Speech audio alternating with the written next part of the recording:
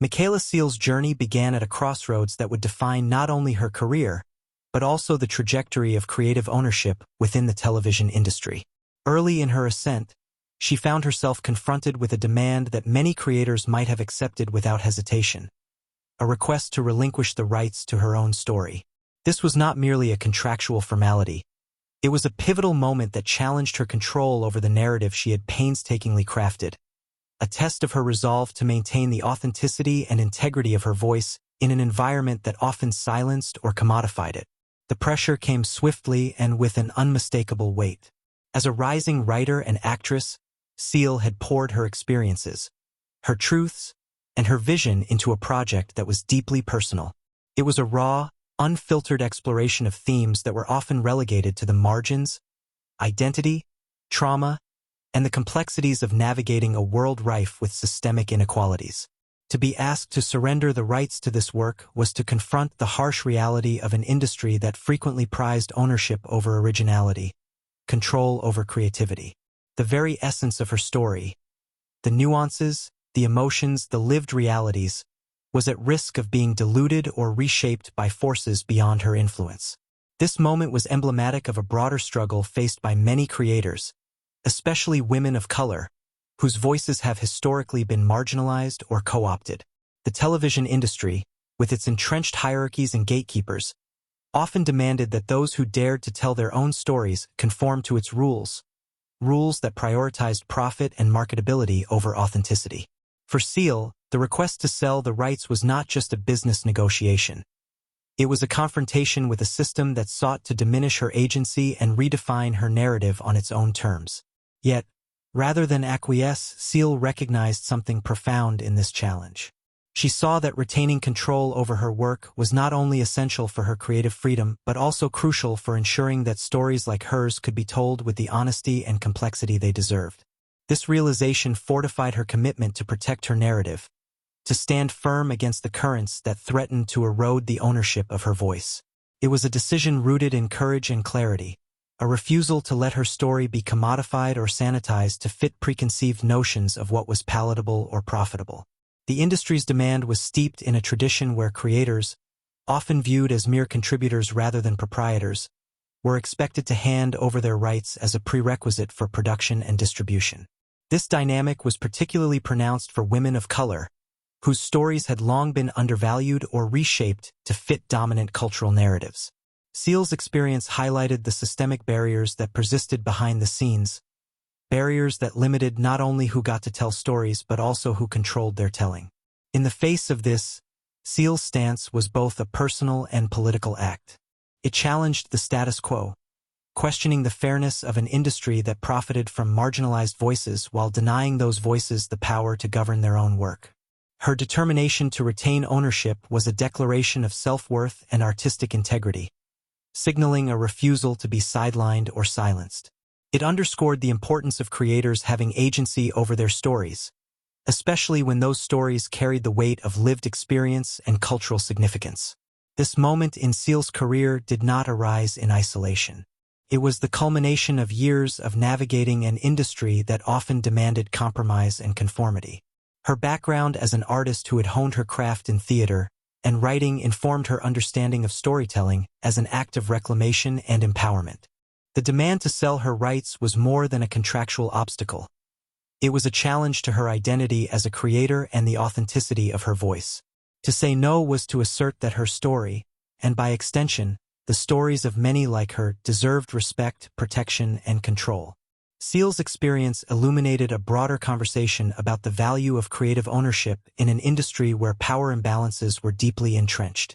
It raised questions about who benefits from storytelling and who bears the burden of its truths. Her refusal to relinquish her rights became a focal point for discussions about equity, representation, and the structures that govern creative work. It was a moment that resonated beyond her personal journey, touching on the aspirations of a generation of creators seeking to reclaim agency in an often unforgiving landscape. The weight of this decision was not lost on Coel. She understood the risks involved, potentially alienating industry gatekeepers, jeopardizing opportunities, and navigating a path fraught with uncertainty. Yet, the alternative, compromising her ownership and, by extension, the integrity of her work, was a price she was unwilling to pay. This resolve marked a turning point, one that would define her trajectory as a trailblazer who refused to be constrained by the limitations imposed upon her. Within this crucible of challenge and choice, Coel's story became emblematic of a shifting paradigm. It captured the tensions between creative freedom and commercial interests, between individual agency and systemic control. Her decision to hold onto her rights was not only a personal victory, but also a beacon for others facing similar battles in an industry resistant to change. It underscored the possibility of redefining the terms of engagement between creators and the structures that traditionally govern their work. The early pressures Coel faced served as a microcosm of the broader struggles embedded within the television industry. They revealed how ownership was often wielded as a tool of power, dictating whose stories were told and how. By confronting this head-on, Coel challenged these dynamics, asserting that creators deserved more than a seat at the table. They deserved the keys to the narrative itself. Her insistence on retaining rights was a bold statement about the value of authenticity and the importance of safeguarding the stories that shape cultural understanding. This initial confrontation set the stage for the battles and breakthroughs that would follow. It was a defining moment that crystallized Coel's vision for her work and her place within the industry. Her refusal to sell her story's rights was an act of defiance that reverberated far beyond the confines of a single contract.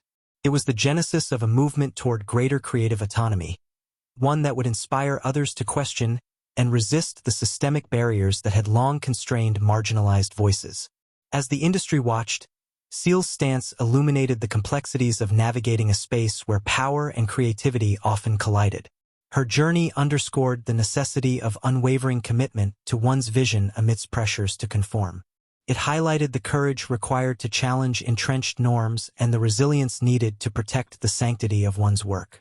Through this early crucible, Michaela Coel emerged not just as a talented writer and actress, but as a symbol of creative empowerment.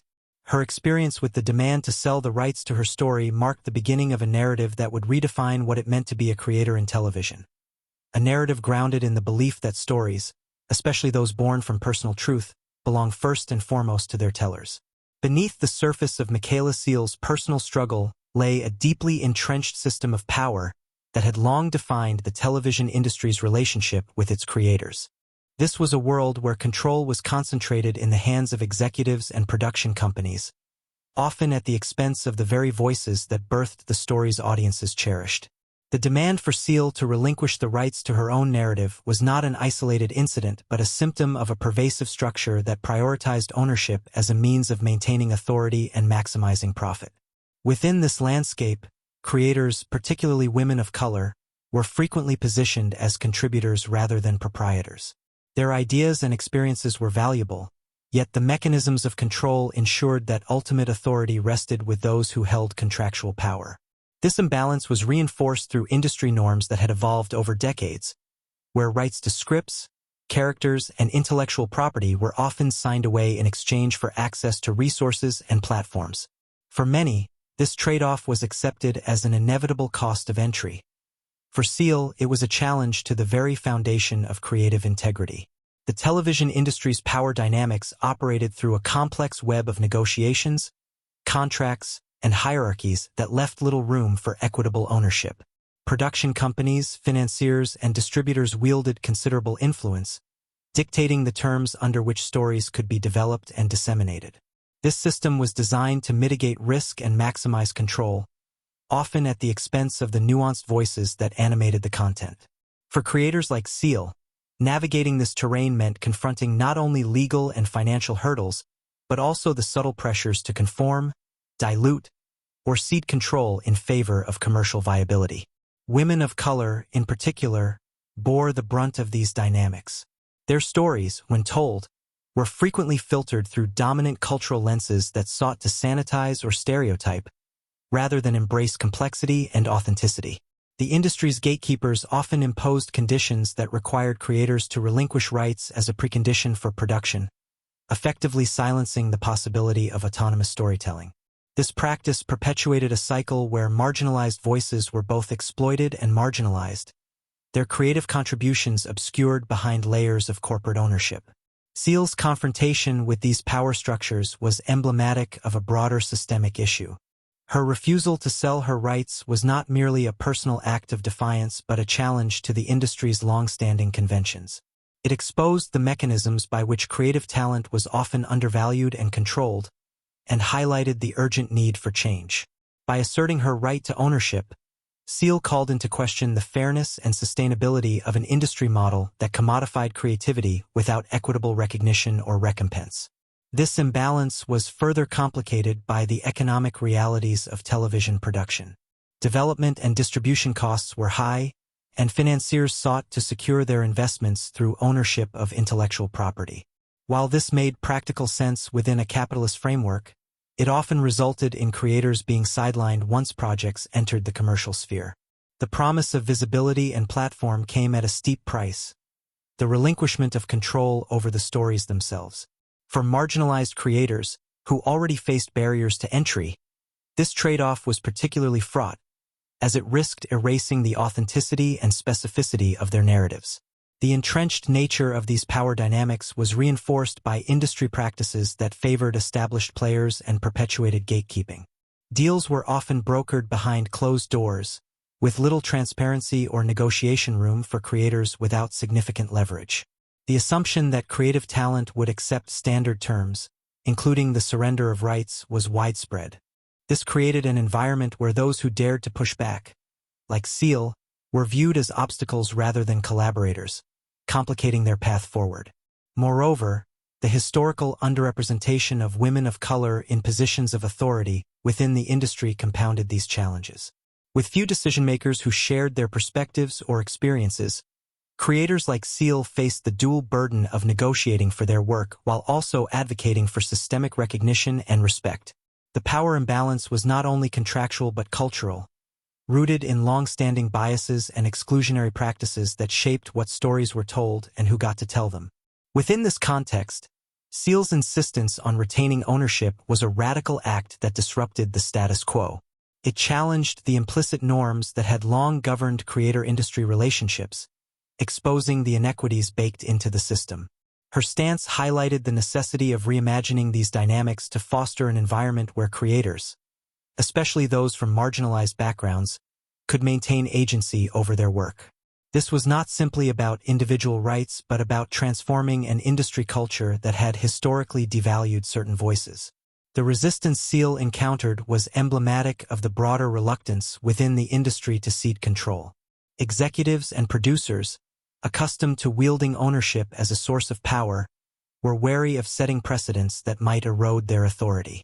The perception that creators who demanded rights were difficult or risky collaborators added another layer of complexity to negotiations. This dynamic underscored the tension between creative autonomy and commercial interests, a tension that had defined television production for decades. Yet, Seal's challenge to these norms resonated with a growing consciousness among creators and audiences alike. As conversations about representation, equity, and inclusion gained momentum, questions about who controlled narratives became central. The acknowledgement that marginalized voices needed not only to be heard but to hold ownership of their stories began to shift the discourse. Seal's experience illuminated the structural changes necessary to realize this vision, signaling a shift in power relations that extended beyond individual contracts to the very architecture of the industry. This evolving awareness also intersected with broader cultural movements advocating for social justice and equity, reinforcing the imperative to address systemic imbalances in media production. The demand for authentic storytelling, stories that reflected diverse experiences without compromise, challenged the industry to reconsider its models of ownership and control. Seal's navigations within this context positioned her as both a participant in and a catalyst for these transformative conversations. The power dynamics Seal confronted were not merely legal or financial obstacles. They were reflections of cultural hierarchies that shaped whose stories mattered and under what conditions. By pushing back against these entrenched systems, she exposed the fragility of an industry reliant on controlling narratives rather than empowering creators. Her stance suggested that true innovation and authenticity in storytelling required a redistribution of power, a recognition that creators must be partners rather than subordinates in the creative process. As the television landscape grappled with these tensions, Coel's experience served as a case study in the challenges and possibilities of shifting power structures. It underscored the need for new frameworks that respected creative ownership and fostered equitable collaboration. Her refusal to conform to traditional expectations was a bold assertion that the industry could no longer ignore the voices and rights of those at its creative core. The entrenched power structures within television had long shaped the possibilities and limitations of storytelling, particularly for marginalized creators. Michaela Coel's confrontation with these dynamics peeled back the layers of an industry that often masked its inequities behind familiar practices. Her experience highlighted the pressing need to dismantle these barriers and reimagine the relationships between creators and the institutions that bring their work to life. In doing so, she not only challenged the status quo but also illuminated a path forward toward a more just and inclusive creative landscape. Amid the tangled web of industry expectations and entrenched power dynamics, Michaela Coel found within herself a resolute clarity, a personal resolve that would become the bedrock of her creative journey. It was not a decision born of naivety or rebellion for its own sake, but rather a deeply considered understanding of what was at stake. The sanctity of her story, the authenticity of her voice, and the broader implications for creators like herself seeking to carve out space in an often unforgiving industry. Coel's awareness of the importance of creative control was not incidental. It was the culmination of lived experience and artistic conviction. She recognized that ownership of one's work went beyond legal rights or financial gain. It was about safeguarding the truth embedded in storytelling. For her, retaining the rights to her narrative meant preserving its integrity, ensuring that the complexities, contradictions, and rawness of her experience would not be diluted or reshaped to fit external agendas or commercial formulas. This personal resolve was shaped by a keen understanding of the systemic forces that sought to marginalize voices like hers. Coel was acutely aware of the historical erasure and misrepresentation faced by women of color in media. Stories like hers were often co-opted, sanitized, or reframed through dominant cultural lenses that prioritized palatability over truth. To surrender control, then, was to risk perpetuating these patterns, to allow her narrative to be molded in ways that could undermine its very purpose. Her conviction was also fueled by a broader vision of what storytelling could and should be. Coel saw creative work not merely as entertainment but as a vehicle for cultural dialogue, healing, and transformation. She understood that authentic representation required creators to hold the reins of their narratives, to navigate the messy and uncomfortable truths without interference. This vision imbued her with a sense of responsibility, not just to herself but to the communities and audiences who longed to see reflections of their realities unfiltered and unapologetic. The internal determination Coel exhibited was a testament to her self-awareness and artistic integrity. She had witnessed the compromises and concessions that many before her had made, often at the cost of their creative identities. Choosing a different path demanded courage and a willingness to face uncertainty, rejection, and isolation. Yet, her resolve was unwavering, anchored in the belief that the cost of surrendering control was far greater than any immediate obstacle she might encounter. This resolve was not formed in a vacuum. It was informed by Coel's experiences navigating the industry's terrain. She had encountered moments where the allure of opportunity clashed with the imperative to maintain ownership. Each decision point was a test of her values and priorities.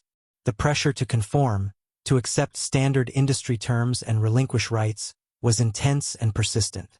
But Coel's commitment to creative autonomy became a guiding principle, a lens through which she evaluated every opportunity and challenge. Her determination also reflected a sophisticated understanding of storytelling as a form of empowerment. By insisting on ownership, Coel was reclaiming agency over narratives that had historically been controlled by others. This act of self-determination was both personal and political, challenging the systemic inequities embedded in the entertainment industry. It was a refusal to be a passive participant in her own story and a declaration that marginalized voices deserved not just visibility but authority. Moreover, Coel's resolve was intertwined with a recognition of the broader ripple effects of her choices. She understood that her stance could pave the way for other creators, especially those from underrepresented backgrounds, to demand fairer treatment and greater ownership. This awareness added weight to her decision, transforming it from an individual act into a potential catalyst for industry-wide change. Her resolve was thus both an assertion of personal integrity and a beacon for collective empowerment. Navigating this path required Coel to cultivate resilience and strategic acumen. She balanced the idealism of creative ownership with the pragmatism necessary to engage an industry resistant to change. Her resolve was not a rigid stance but a dynamic force that allowed her to adapt, negotiate, and advocate without compromising the core principle of retaining control over her work. This nuanced approach demonstrated a maturity and foresight that would prove essential in the battles ahead. Throughout this period, Coel's internal fortitude was tested repeatedly. The tension between opportunity and autonomy created moments of doubt and pressure. Industry insiders questioned her approach, cautioning against risks that might limit her prospects. Yet, each challenge reinforced her commitment rather than diminishing it. She drew strength from the clarity of her purpose and the conviction that authentic storytelling demanded ownership as a prerequisite. Her resolve also manifested in her interactions with collaborators, agents, and executives. Coel articulated her position with a combination of passion and professionalism, making clear that her creative vision was inseparable from the rights to her story. This clarity of purpose challenged conventional negotiation dynamics, compelling others to reckon with the necessity of honoring creator ownership. Her stance recalibrated expectations and set new parameters for what equitable collaboration could look like. In embracing this personal resolve, Coel also confronted the emotional dimensions of her journey. The choice to resist industry norms and fight for ownership was fraught with vulnerability. It meant risking rejection and isolation in an environment where support was often conditional. Yet, her commitment to her truth provided a source of empowerment, transforming vulnerability into strength. This emotional resilience was integral to sustaining her resolve over time. Coel's personal determination illuminated the intersection of identity, creativity, and power. As a woman of color telling a deeply personal story, her insistence on ownership was a form of self-affirmation that transcended contractual concerns. It was about preserving the authenticity of a voice too often marginalized, a voice that demanded to be heard on its own terms. This resolve injected a new urgency into conversations about representation and creative rights. Her stance also challenged prevailing narratives about what it meant to succeed in the television industry. Rather than acquiescing to established norms, Coel redefined success through the lens of autonomy and integrity. Her journey demonstrated that creative control was not a luxury but a necessity for meaningful storytelling. This redefinition expanded the parameters of possibility for creators who sought to maintain ownership without sacrificing opportunity. The personal resolve Michaela Coel embodied became a foundational force that propelled her through the complexities of the industry. It was the compass guiding her decisions, the shield against pressures to conform, and the beacon inspiring others to reconsider the value of creative ownership. This unwavering commitment to her vision and rights underscored the transformative potential of individual agency within a system resistant to change.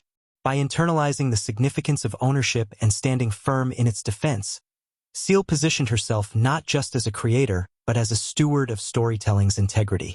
Her resolve was an act of reclamation, a reclaiming of narrative power that had long been denied to voices like hers. It set in motion a journey that would challenge industry norms, inspire peers, and reshape the contours of television production. In this crucible of determination and conviction, Michaela Coel's personal resolve emerged as a testament to the enduring power of creative autonomy. It was the invisible thread weaving through her struggles and triumphs, anchoring her vision and fueling her courage. This resolve was not only a defining element of her story, but also a clarion call for a new era in which creators could reclaim their rightful place as owners of their narratives and architects of their destinies.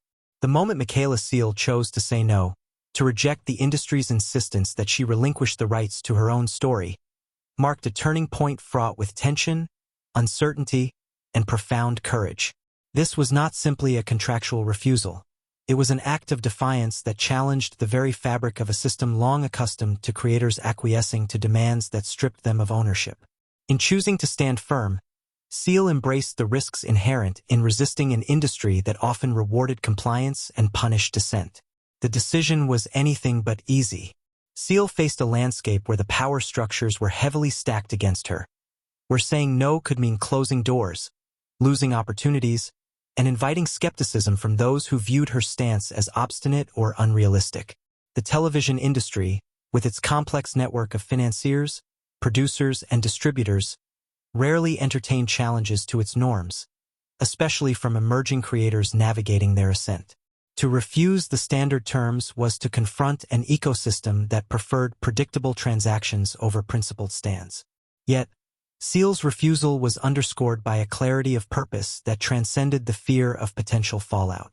She understood that capitulating on ownership would compromise not only her creative vision but also her agency as a storyteller.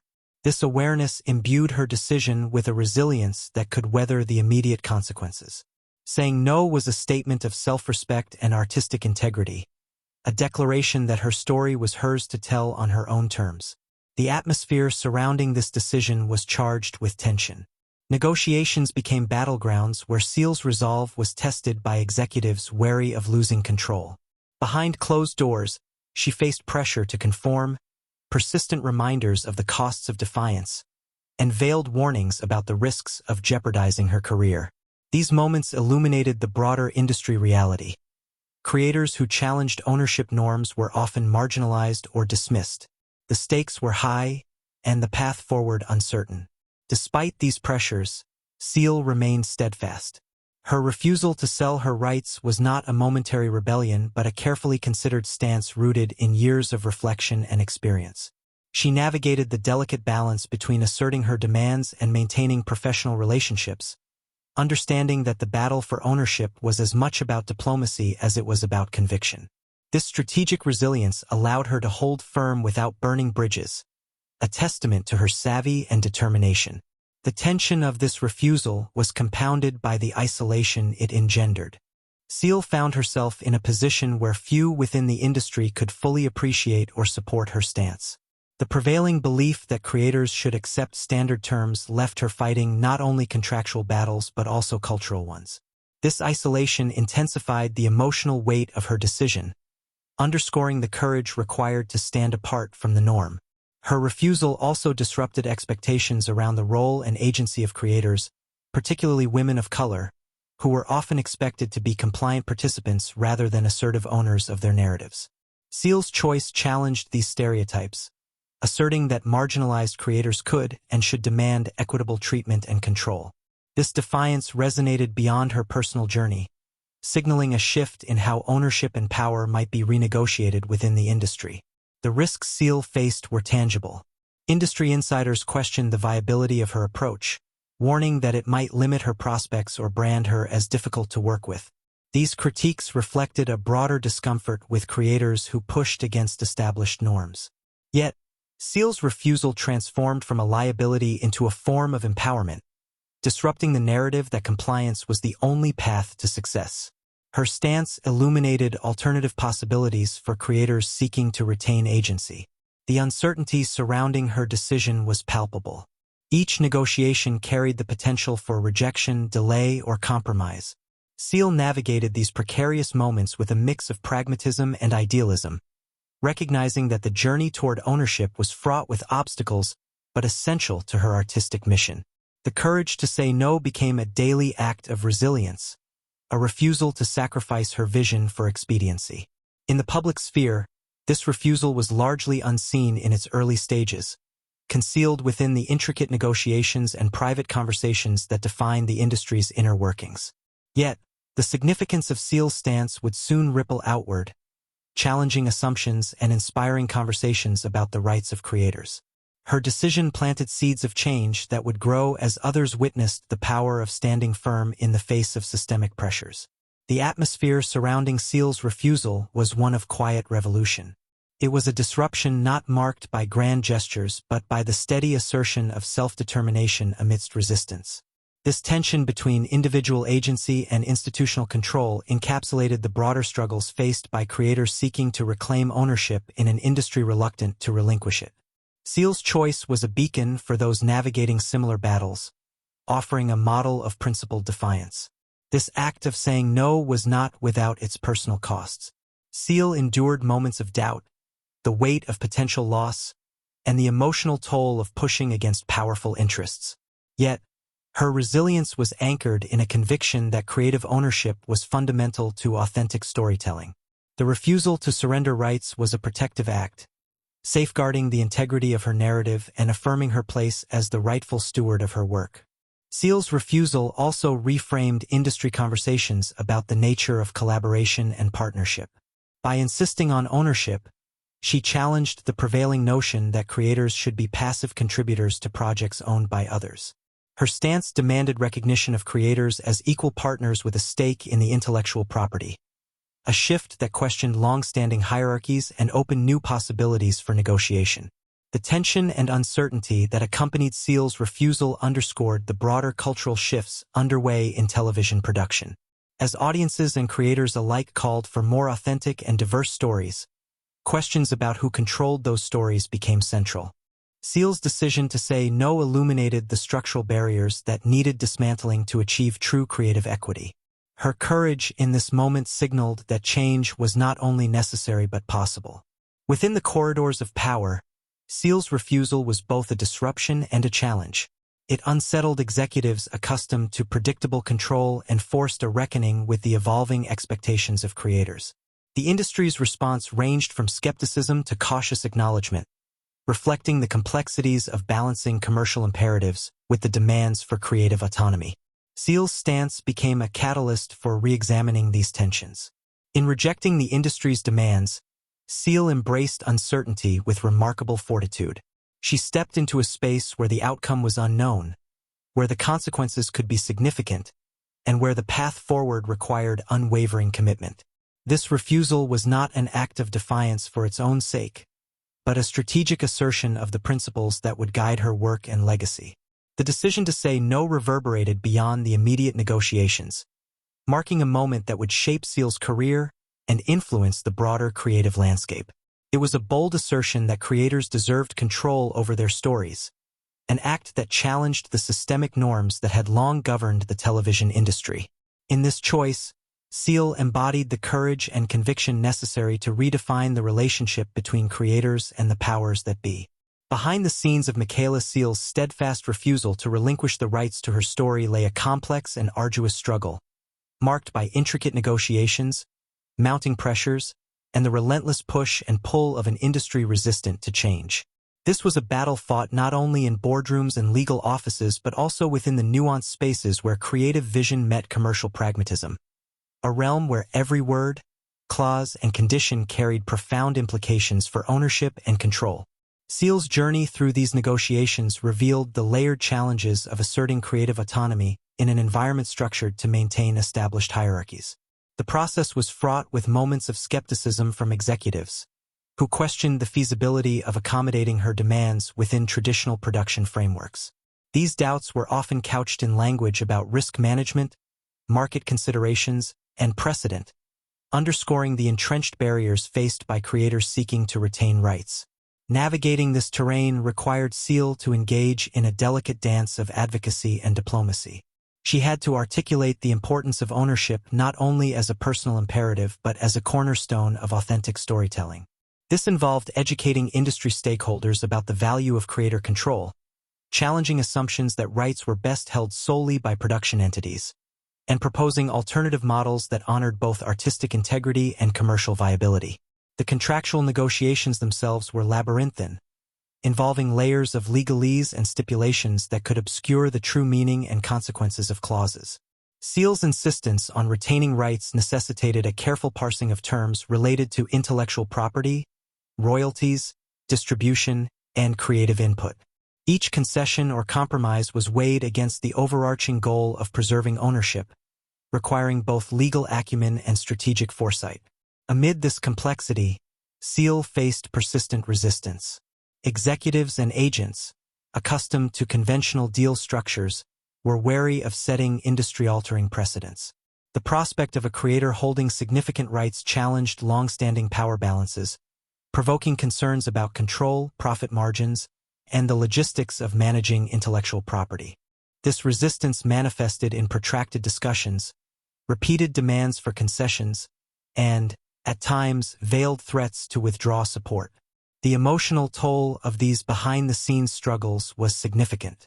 Coel grappled with the isolation that accompanied being one of the few creators pushing such boundaries, often navigating negotiations without a robust network of allies who fully understood or supported her position. The pressure to conform, compounded by the high stakes of career advancement and financial security, weighed heavily.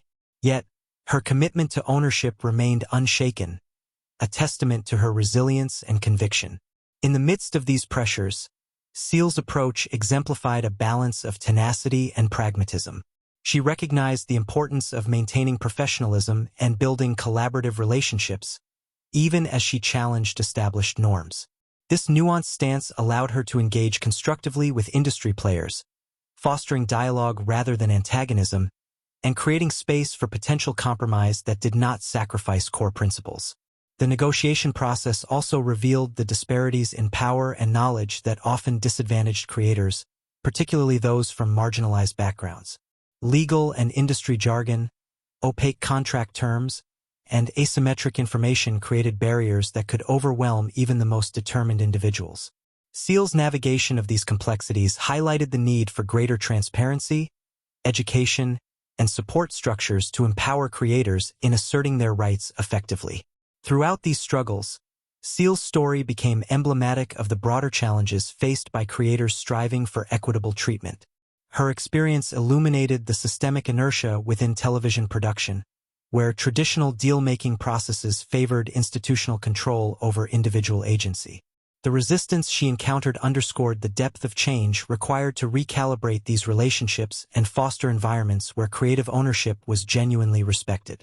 Despite the obstacles, Coel's persistence yielded incremental progress. Her negotiations brought attention to the feasibility and importance of alternative ownership models, encouraging some industry stakeholders to reconsider rigid stances. These shifts, while often subtle and uneven, signaled the beginning of a slow but meaningful transformation in how creators and production entities interacted. The behind-the-scenes struggles also underscored the intersection of creativity and commerce. Coel's insistence on ownership was not a rejection of the business realities of television production, but a call for a more equitable partnership that recognized the essential role of creators in generating value. This perspective challenged the notion that commercial success necessitated the sacrifice of creative control, proposing instead a model where both could coexist. Coel's negotiations were further complicated by the need to protect the nuanced and deeply personal nature of her story. Ensuring that her narrative would not be altered or appropriated required contractual safeguards that extended beyond typical intellectual property considerations. This added layer of complexity demanded careful articulation of terms related to creative input, editing rights, and portrayal, emphasizing the inseparability of ownership and authenticity. In navigating these multifaceted challenges, Coel demonstrated remarkable strategic insight. She leveraged her growing reputation and the unique power of her narrative to advocate effectively, turning what could have been a disadvantage into a source of leverage. Her ability to communicate the value of ownership in both artistic and commercial terms helped bridge gaps and foster understanding among stakeholders. The protracted nature of these negotiations also highlighted the endurance required to challenge entrenched industry practices. Coel's experience was a testament to the patience and perseverance necessary to shift long-standing norms, reminding creators and industry professionals alike that meaningful change often unfolds through sustained effort and dialogue. Behind the scenes, Coel's struggle became a quiet revolution, exposing the systemic barriers that constrained creators and demonstrating the possibilities of alternative approaches. Her journey underscored the importance of courage, strategy, and support in navigating the complex terrain of rights and ownership within television production. This period of intense negotiation and advocacy was not without its personal costs, but it fortified Coel's position as a trailblazer committed to reshaping the industry's relationship with creators. Her behind-the-scenes battles illuminated the path toward greater equity, inspiring others to envision and demand a creative ecosystem where ownership and authenticity were paramount. Through these struggles, Coel's story resonated beyond her individual experience, shedding light on the broader movement toward creator empowerment. Her journey underscored that the fight for rights was not merely legal or financial, but deeply intertwined with the preservation of voice, vision, and cultural truth. In the crucible of these negotiations, Michaela Coel emerged not only as a gifted storyteller but as a formidable advocate for creative autonomy. Her behind-the-scenes struggles revealed the complexities of asserting ownership in an industry fraught with resistance, and her persistence laid the groundwork for a future where creators could claim their rightful place as custodians of their narratives. Michaela Coel's refusal to relinquish the rights to her story did not go unnoticed within the television industry and beyond. It rippled outward, stirring varied reactions that reflected the complexity of a landscape grappling with evolving notions of creative ownership and representation. This moment of defiance, while deeply personal, became a focal point in broader conversations about the rights of creators, the role of marginalized voices, and the shifting power dynamics in media production. Within the industry, responses ranged from admiration to skepticism. Some executives and producers viewed Coel's steadfastness as a courageous assertion of creative autonomy, recognizing the legitimacy of her demands in a system long criticized for exploiting creators. These supporters saw her refusal as a necessary challenge to the status quo, a push toward more equitable practices that could ultimately benefit the industry by fostering authentic storytelling and diverse perspectives. For these allies, Coel's stance signaled a potential shift in power relations, encouraging reconsideration of traditional deal structures and ownership norms. However, not all responses were supportive. Many industry insiders expressed doubt about the practicality of Coel's approach, questioning whether such insistence on ownership rights was feasible within existing commercial frameworks. Some perceived her as difficult or uncompromising, a risk to be managed rather than a partner to be empowered. This skepticism highlighted the tensions between creative autonomy and the realities of production economics, where risk aversion and precedent often dictated cautious, conservative approaches. Coel's refusal challenged these entrenched habits, provoking unease among those invested in maintaining established control mechanisms. The public reaction added another layer to this complex tapestry.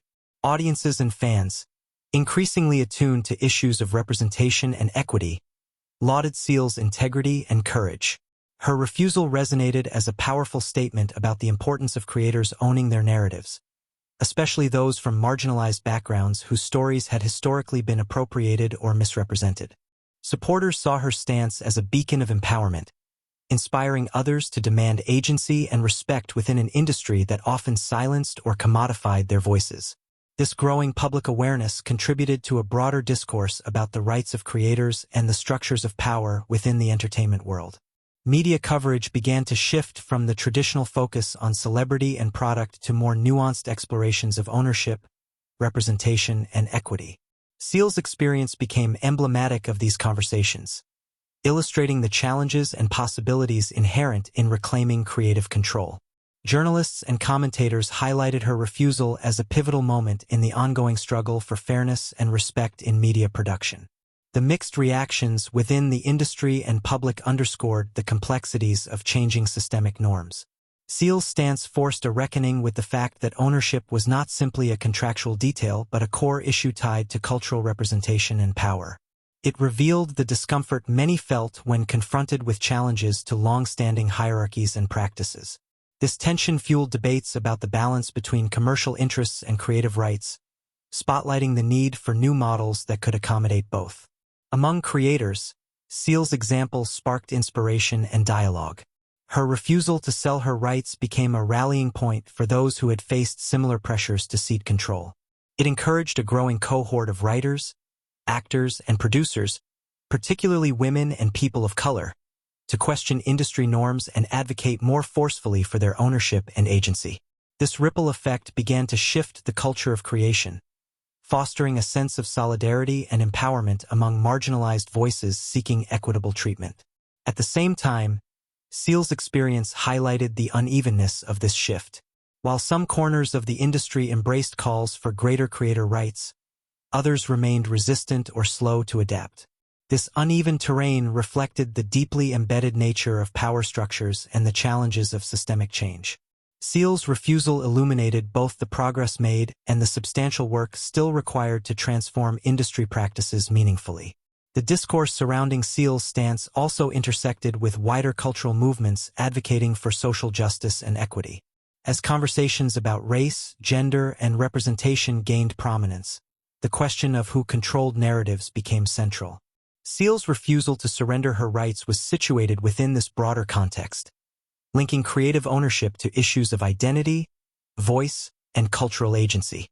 Her story became a touchstone for understanding how systemic inequities in media reflected and reinforced societal inequalities. Media narratives began to explore not only Coel's personal journey but also the implications for the industry at large. Stories emerged that examined the structural barriers faced by marginalized creators and the ways in which ownership was a critical battleground for equity. This reframing of the conversation elevated issues of power and control to the forefront, inviting stakeholders to reconsider their roles and responsibilities in fostering an inclusive creative ecosystem. Industry leaders and cultural commentators debated the potential consequences of Coel's refusal. Some warned of risks to traditional business models, cautioning that demands for ownership might complicate financing and distribution. Others argued that empowering creators was essential for innovation, authenticity, and audience engagement in a rapidly changing media landscape. These dialogues reflected the broader tensions inherent in balancing commercial imperatives with evolving demands for fairness and representation. Coel's stance also prompted reflection on the historical marginalization of women of color within the industry. Her refusal to conform challenged stereotypes and expectations, asserting that creators from underrepresented backgrounds could and should control their narratives.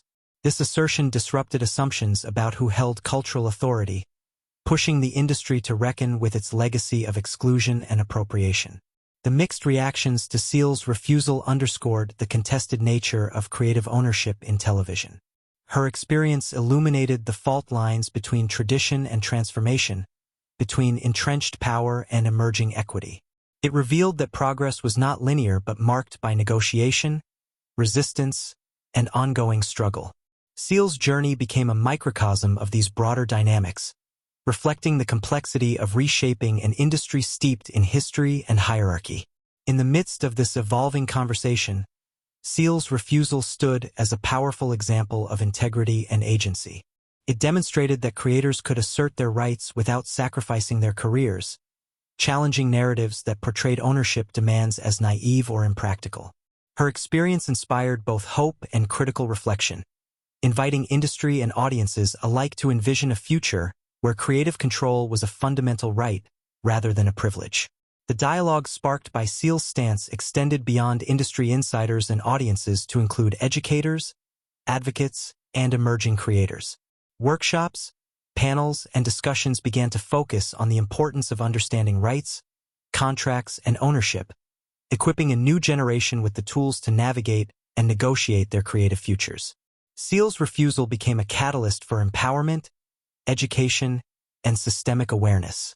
Through the varied reactions to her refusal, Michaela Coel emerged as a transformative figure in the ongoing redefinition of creative power. Her courage to hold firm against industry pressure challenged entrenched norms and inspired a reevaluation of the relationships between creators and institutions. The conversations her stance ignited reflected a cultural moment poised for change, one in which ownership, representation, and respect were central to the future of television storytelling. Michaela Coel's firm stance on retaining ownership of her story did more than challenge existing norms. It became a catalyst that began to shift the long-standing power structures within the television industry. Her refusal to conform to the traditional expectations of relinquishing creative rights resonated beyond her individual struggle, inspiring a broader reevaluation of how creators, particularly those from marginalized backgrounds, could assert agency in an environment historically dominated by centralized control. This shift was neither immediate nor uniform, but Coel's example injected momentum into a growing movement demanding fairer treatment and recognition for creators. By standing firm, she illuminated pathways for others to question and resist the norms that had long dictated the terms of creative production. Her actions underscored that ownership was not a privilege reserved for a select few but a fundamental right that could and should be claimed by all storytellers. The power dynamics in television had been shaped by a hierarchical system where executives and production companies exercised significant control over intellectual property. Creators were often relegated to subordinate roles, with little say over their work once it entered the commercial sphere. Seal's insistence on maintaining her rights disrupted this pattern, signaling that creators could negotiate terms that honored their vision and safeguarded their agency. This disruption reverberated through industry corridors, prompting reconsideration of traditional deal-making practices. Her stance empowered a wave of creators to envision themselves not merely as contributors but as proprietors of their narratives. This shift fostered a cultural awakening within the creative community, as writers, actors, and producers, especially women and people of color, began to demand equitable ownership and respect for their work. Seal's example provided both a practical blueprint and a symbolic affirmation of the possibility of reclaiming narrative control in an industry slow to embrace change. Industry conversations evolved as well, with executives and decision-makers increasingly confronted by the necessity of adapting to this new demands landscape. Negotiations began to reflect a growing awareness that retaining creator rights could enhance authenticity and audience engagement, ultimately benefiting all parties involved. Seal's journey helped dispel the misconception that ownership demands were obstacles to collaboration. Instead, they became recognized as foundations for more equitable partnerships. The shifting power structures also fostered innovation in contractual agreements and production models. New frameworks emerged that allowed creators to retain significant control over their intellectual property while ensuring financial viability for producers and distributors. These evolving models reflected a more balanced approach, acknowledging the centrality of creators in the storytelling process and honoring their contributions beyond mere labor. Seal's influence extended beyond individual contracts to reshape the cultural narrative around creative authority. Her refusal to yield ownership challenged stereotypes that marginalized creators lacked the leverage or savvy to negotiate complex deals. Instead, she exemplified strategic acumen and steadfast commitment, inspiring others to approach industry negotiations with confidence and clarity about their worth and rights. This transformation was particularly significant for women of color, whose stories had historically been undervalued or appropriated without proper recognition or control. Seal's example provided a powerful counter-narrative, demonstrating that ownership was achievable and essential for preserving the integrity of culturally specific narratives. Her journey helped dismantle barriers that had long limited access and agency for underrepresented creators. The ripple effects of Seal's stance also spurred collaborations among creators, advocates, and industry leaders aimed at fostering systemic change. Workshops, advocacy groups, and collectives emerged to support creators in understanding and asserting their rights. These initiatives contributed to a growing infrastructure designed to empower marginalized voices, reflecting a collective commitment to equity and inclusion. As the industry grappled with these shifting dynamics, debates surfaced about the balance between creative control and commercial interests. Seal's example challenged the assumption that maximizing creator ownership would necessarily complicate financing or distribution. Instead, her success illustrated that respecting creators' rights could enhance the quality and impact of content, attracting engaged audiences and fostering long-term relationships. The evolving power structures also influenced the broader media ecosystem, encouraging streaming platforms and independent producers to adopt more creator-friendly policies. These changes expanded opportunities for diverse voices to tell their stories on their own terms, disrupting traditional gatekeeping and opening new avenues for authentic storytelling. Seal's refusal thus became a touchstone in a larger movement toward democratizing media production. This shift was not without resistance. Established institutions and stakeholders accustomed to centralized ownership sometimes hesitated or pushed back against changing norms. Yet, the growing visibility and success of creators asserting ownership, exemplified by Seal, made it increasingly untenable to maintain outdated models. The industry found itself at a crossroads, compelled to negotiate new power relations that recognized the centrality of creator agency. Seal's role as a catalyst was amplified by the broader cultural moment, marked by heightened awareness of social justice, representation, and equity. Her refusal to cede control resonated with movements demanding systemic change across sectors, situating creative ownership as part of a larger struggle for empowerment and recognition. This alignment strengthened the impact of her stance, framing it as both an artistic and political act. The conversation sparked by Seal's example extended beyond the industry, influencing academic discourse, media criticism, and public understanding of authorship and ownership.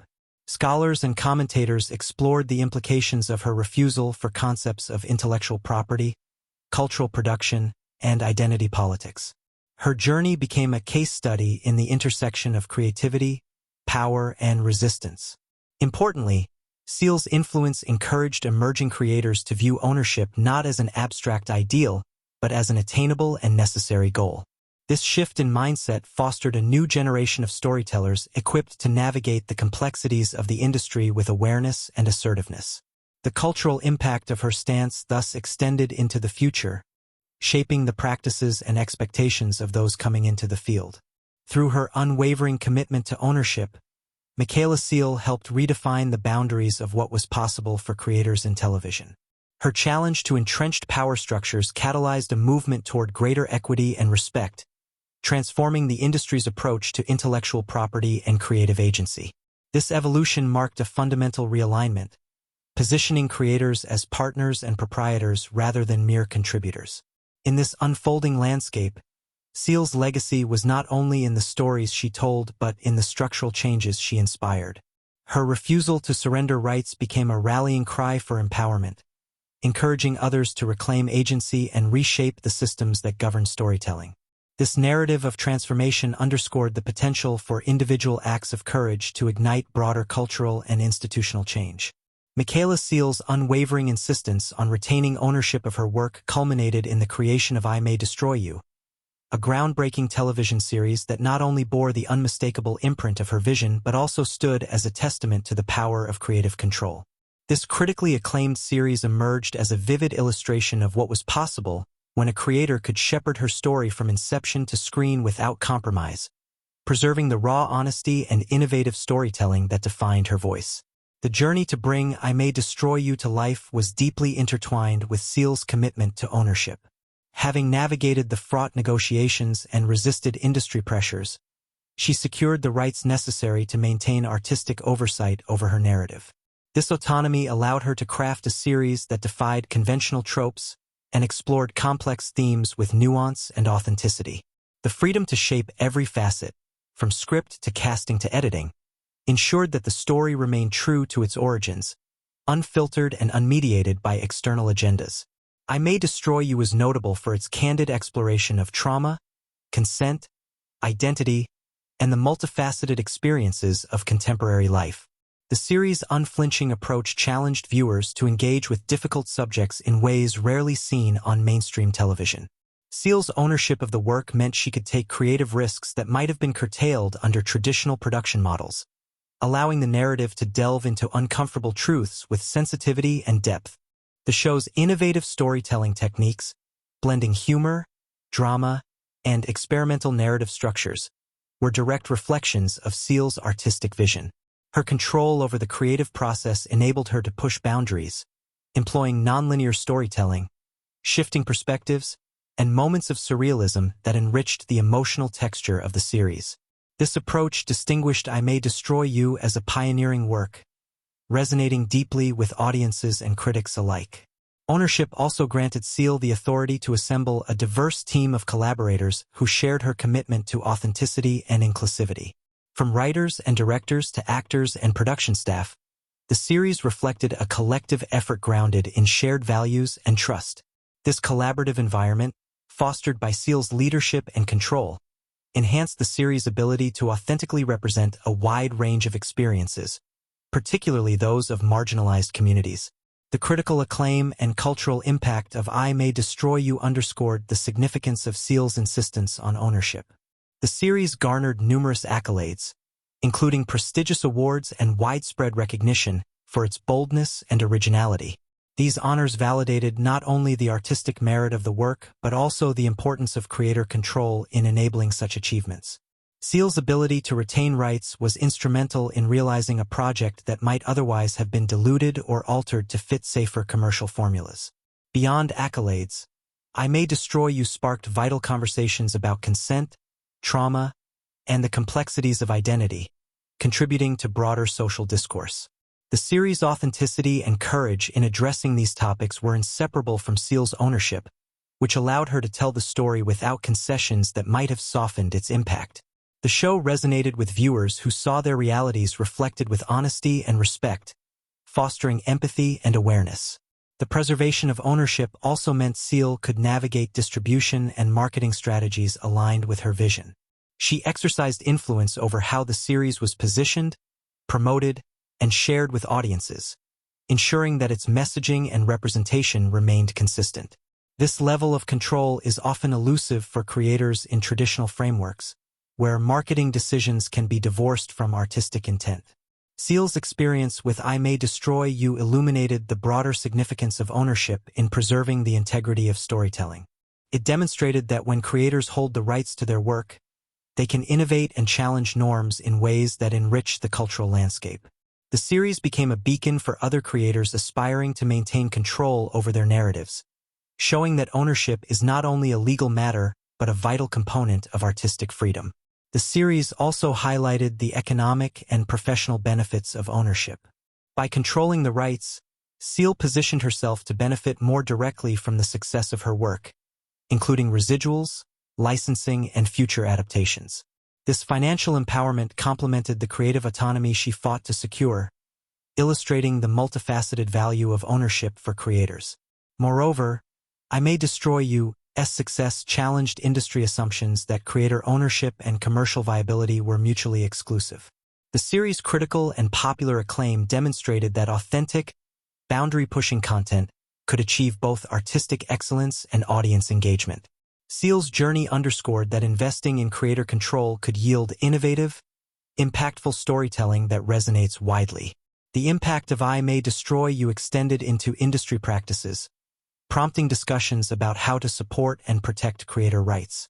Coel's ability to produce such a distinctive and influential series fueled advocacy for more equitable contracts and production models.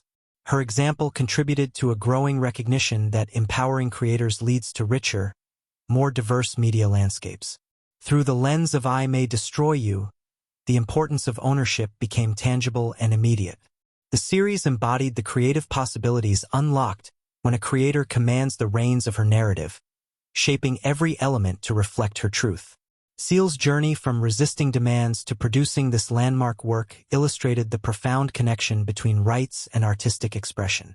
In the wake of the series' success, Coel's role as both creator and owner positioned her as a trailblazer redefining what it meant to be a television auteur. Her experience challenged industry paradigms, advocating for a model where creative vision and ownership are inseparable. This redefinition expanded the scope of possibility for future creators seeking to tell uncompromised stories. The legacy of I May Destroy You is thus inseparable from Coel's fight for ownership. The series stands as a testament to the transformative power of creator control, illustrating how retaining rights can preserve authenticity, foster innovation, and amplify marginalized voices. Coel's triumph in producing this work underscored that ownership is not merely a legal right but a catalyst for cultural change. Michaela Coel's journey with I May Destroy You illuminated the vital role of ownership in television storytelling. It demonstrated that when creators hold the keys to their narratives, they can craft stories of profound depth and resonance, challenging audiences and expanding the boundaries of the medium.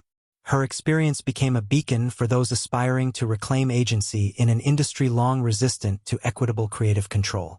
Despite the groundbreaking success of I May Destroy You and Michaela Coel's resolute fight to retain creative ownership, the journey toward equitable control within the television industry remained fraught with ongoing challenges. The landscape, while showing signs of transformation, was still marked by structural obstacles and cultural resistance that complicated the path for creators seeking autonomy over their work. One of the persistent difficulties lay in the inertia of deeply entrenched industry practices. Traditional production models and contractual frameworks had been established over decades, designed to centralize control and mitigate financial risk for networks and studios. Shifting these frameworks to accommodate creator ownership required not only legal adjustments but also a fundamental cultural change, one that was slow to permeate the layers of decision-making and negotiation. Coel's experience underscored the tension between commercial interests and creative autonomy. While her insistence on ownership had enabled her to produce a series that was both authentic and critically acclaimed, many industry stakeholders remained cautious about adopting such models broadly. Concerns about financial viability, intellectual property management, and precedent complicated efforts to generalize creator-friendly contracts. This cautious approach often left creators caught between the desire for control and the realities of industry economics. Moreover, the uneven distribution of power within the industry continued to pose barriers. Established executives and production companies, accustomed to controlling intellectual property, were sometimes resistant to ceding authority. This resistance manifested in negotiations that remained fraught with pressure, ambiguity, and, at times, outright opposition to the idea of creators holding significant ownership stakes. The legacy of gatekeeping and exclusion persisted, particularly affecting marginalized creators who lacked the leverage or resources to assert their rights fully. The complexities of negotiating ownership were further amplified by disparities in access to legal expertise and industry knowledge. Many creators, especially those early in their careers or from underrepresented backgrounds, face steep learning curves navigating complex contracts and rights management. The asymmetry in information and bargaining power often disadvantaged these creators, making the pursuit of ownership not only a legal battle but also one of education and empowerment. Despite these obstacles, Coel's journey contributed to a growing momentum toward change. Her example inspired conversations about the necessity of transparent, fair negotiations and the development of support networks to equip creators with the tools to assert their rights. Industry organizations, advocacy groups, and collectives began to focus more intently on issues of ownership, fostering dialogues and resources aimed at leveling the playing field. The tension between commercial imperatives and creative control also highlighted the need for innovative production and financing models. Coel's success demonstrated that when creators retained ownership, they could produce compelling, boundary-pushing content that resonated with audiences and critics alike. This challenged the assumption that creative autonomy compromised profitability, suggesting instead that empowering creators could be a strategic advantage in a competitive media environment. However, widespread adoption of such models remained uneven. Many creators continued to face pressures to conform to traditional deal structures, particularly when lacking the industry clout or support to negotiate otherwise. This reality underscored systemic inequities within television production, where access to ownership often correlated with privilege, connections, and experience. Coel's journey also reflected the emotional and psychological toll of advocating for ownership. The persistent negotiations, resistance, and isolation could exact a heavy burden, requiring resilience and unwavering commitment. For many creators, the fight for control was not only a professional challenge, but also a deeply personal struggle to protect the integrity of their stories and identities. The broader industry impact of Coel's stance was mixed. While her success opened doors and sparked important dialogues, it also illuminated the gaps and limitations in current systems. Change was underway but incomplete, requiring sustained advocacy and structural reform to realize a truly equitable creative landscape. This ongoing tension extended to the public discourse around ownership and representation. Audiences increasingly demanded authentic stories and transparency about who controlled narratives. Coel's example helped elevate these expectations, encouraging viewers to consider not just what stories were told, but who held the rights and authority behind them. The slow pace of change also highlighted the intersectionality of challenges faced by creators. Issues of race, gender, and socioeconomic status influenced access to ownership and agency, compounding barriers for marginalized voices. Coel's experience brought attention to these layered inequities, underscoring the need for systemic solutions that addressed both legal rights and cultural inclusion. In response to these complexities, discussions emerged around new frameworks for creator empowerment. Proposals included standardized contracts that protected rights, expanded legal support for creators, and industry-wide commitments to equitable ownership. These initiatives aimed to institutionalize the gains made by pioneers like Coel, transforming individual victories into collective progress. Coel's ongoing challenges also revealed the importance of community and solidarity among creators. Networks of support, mentorship, and shared knowledge became vital resources for navigating ownership battles. These communal efforts reinforced the notion that systemic change required collective action as much as individual resolve. The industry's gradual shift toward recognizing the value of creator ownership was accompanied by a reevaluation of what constituted success and sustainability. Seal's example illustrated that empowering creators could lead to richer, more innovative content and foster deeper audience engagement. This paradigm challenged traditional metrics focused solely on financial returns, advocating for a more holistic understanding of value. Despite the obstacles, Seal's persistence and accomplishments served as a beacon for continued progress. Her journey emphasized that the struggle for ownership was ongoing, marked by both setbacks and victories. It underscored the necessity of vigilance, advocacy, and education to ensure that creative autonomy became a standard rather than an exception. Michaela Coel's experience illuminated the complexities of balancing artistic freedom with industry realities. Her story highlighted the enduring challenges creators face in asserting ownership amid commercial pressures and systemic inequities. Yet, it also showcased the transformative potential of unwavering commitment to creative rights, inspiring a new generation to pursue agency with courage and clarity. In this evolving landscape, the pursuit of ownership remained a critical frontier for television creators. Coel's journey underscored that while progress had been made, the path toward true equity required ongoing effort and structural change. Her example continued to inspire dialogue and action, shaping the future of creative autonomy in an industry poised for transformation. Michaela Coel's refusal to sell the rights to her own story has left an indelible mark on the television industry, shaping a legacy that transcends her individual accomplishments and reverberates through the broader landscape of creative ownership and representation. Her journey redefined the contours of what it means to be a creator in a system historically resistant to equitable control, marking her as a transformative figure who changed television forever. At the heart of Coel's legacy is the assertion that ownership is not merely a contractual detail, but a fundamental component of artistic integrity and cultural agency. By insisting on retaining the rights to her work, she challenged the pervasive norms that had long relegated creators, particularly women of color, to the margins of decision-making. Her stance illuminated the inseparability of voice and control, emphasizing that authentic storytelling demands that creators hold the keys to their narratives. Coel's impact extends beyond the boundaries of her own career, resonating with a generation of creators inspired by her example to demand fairer treatment and greater agency. Her refusal became a rallying cry, encouraging others to question industry practices that often commodified marginalized voices while denying them ownership. This shift has contributed to a growing movement advocating for systemic change, where creative autonomy is recognized as essential to fostering diversity and innovation. The television industry's evolving response to Coel's stance reflects a broader reckoning with historical inequities. Her journey catalyzed conversations about power, representation, and the economics of storytelling, prompting stakeholders to reconsider long-standing assumptions about control and collaboration.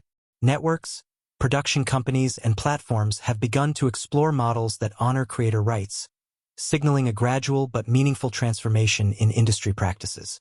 Coel's legacy is also evident in the cultural narratives surrounding television creation. Media coverage and critical discourse have shifted to foreground issues of ownership and agency, recognizing them as central to understanding the dynamics of representation and authenticity. Her story has become emblematic of the challenges and possibilities inherent in reclaiming creative power, enriching public awareness and appreciation of the complexities behind the screen. Importantly, Coel's experience has expanded the definition of success for television creators. Her refusal to compromise ownership demonstrated that artistic excellence and commercial viability are not mutually exclusive, but can coexist when creators are empowered. This redefinition challenges traditional metrics and encourages a more holistic evaluation of creative achievement, one that values integrity and impact alongside ratings and revenue. Her influence has also extended into educational and advocacy spaces, where her journey is studied and celebrated as a model of resilience and strategic acumen. Workshops, panels, and mentorship programs now incorporate discussions of ownership and rights, equipping emerging creators with the knowledge and confidence to navigate industry complexities. Coel's story serves as both inspiration and blueprint, fostering a culture of empowerment and informed negotiation. Beyond the practical implications, Coel's refusal has profound symbolic significance. It stands as a testament to the power of individual agency to challenge and reshape entrenched systems. Her courage in asserting ownership against formidable odds embodies a narrative of resistance and reclamation that resonates across creative fields, inspiring others to envision and enact change within their spheres. The ripple effects of Coel's stance have also contributed to a broader cultural shift toward valuing diverse voices and stories in their fullness. By maintaining control over her narrative, she ensured that her work could confront difficult truths and explore complex identities without dilution. This insistence on authenticity has enriched the television landscape, expanding the range of stories told and deepening their societal impact. Coel's journey has underscored the interconnectedness of ownership, representation, and equity. Her refusal to surrender rights challenged not only contractual norms but also cultural hierarchies that have historically marginalized certain creators. In doing so, she helped pave the way for a more inclusive industry where power is more evenly distributed and diverse perspectives are centered. The transformative nature of Coel's legacy is reflected in the ongoing dialogues her choices have sparked among creators, executives, and audiences. These conversations continue to influence policy, practice, and perception within the industry, fostering an environment more conducive to creator empowerment and equitable collaboration. Her story remains a touchstone for those advocating for systemic reform. Michaela Coel's impact is also evident in the new generation of television creators who view ownership as integral to their artistic identity and professional strategy. Her example has emboldened emerging talents to assert their rights and shape their careers on their own terms, contributing to a cultural shift that prioritizes agency and respect. In redefining the relationship between creators and the industry, Coel has challenged the structures that have long constrained storytelling. Her refusal to compromise ownership has broadened the possibilities for how stories are told, who tells them, and under what conditions. This reimagining of creative power has significant implications for the future of television and media at large. Ultimately, Michaela Coel's refusal to sell her rights represents a profound shift in the narrative of television creation, from one of marginalization and control to one of empowerment and ownership. Her legacy is a testament to the transformative potential of standing firm in the face of systemic pressure, illustrating how one creator's courage can catalyze lasting change. Her journey serves as a beacon for those who seek to reclaim their narratives and reshape the industry to be more just, inclusive, and reflective of diverse experiences. Through her unwavering commitment to ownership, Coel has not only altered the course of her own career, but also redefined the possibilities for all creators striving for agency and authenticity. In this ongoing evolution, Michaela Coel stands as a pioneering figure whose impact will continue to inspire and influence the television industry for generations to come. Her story is a powerful reminder that the fight for creative ownership is integral to the broader pursuit of equity and justice in storytelling, marking her as a true agent of change who changed television forever.